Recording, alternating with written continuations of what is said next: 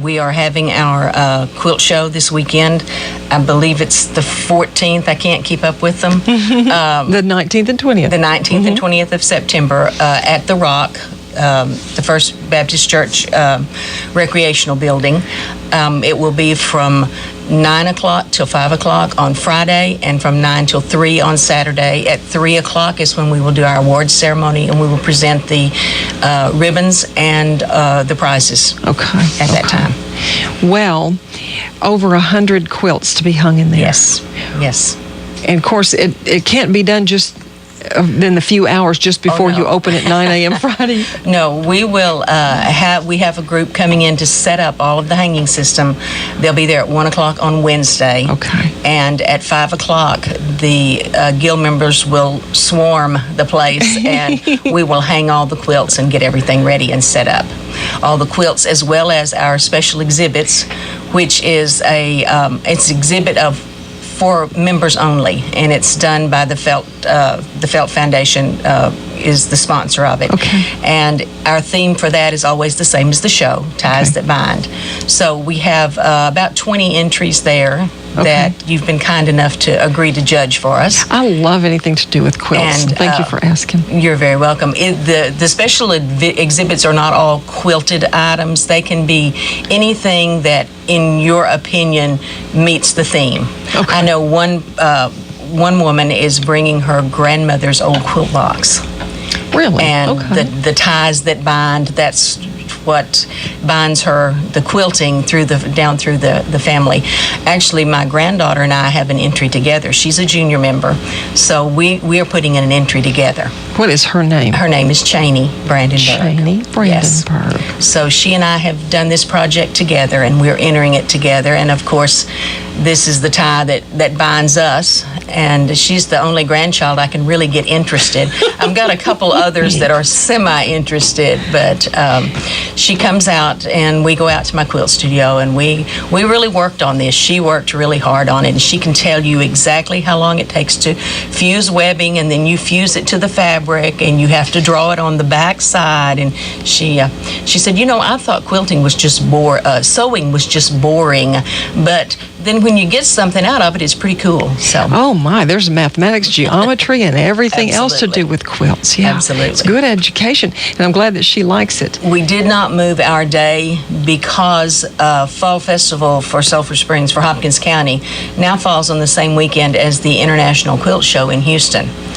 And we can't compete with that. The vendors that come to our show also go to Houston, and no, we can't compete with an international quilt show and market. So they all go down and do their marketing, and then do their vendors down there. So we chose to just leave it as the same time, just do a standalone and see how it goes. I think you've been very successful. We have been, and the move last year, we did our first move to the Rock, and they ran the trolley back and forth from the Fall Festival, which this year they won't do. But I believe that the Downtown Business Association has been so nice to work with us and try to help support us and maybe coordinate some things that would get some more interest downtown at the same time. Okay, so Friday from 9 to 5, Saturday 9 to 3. And it's surprising how fast a Saturday can slip away if you don't make plans to get on down there. That's right. And don't be late.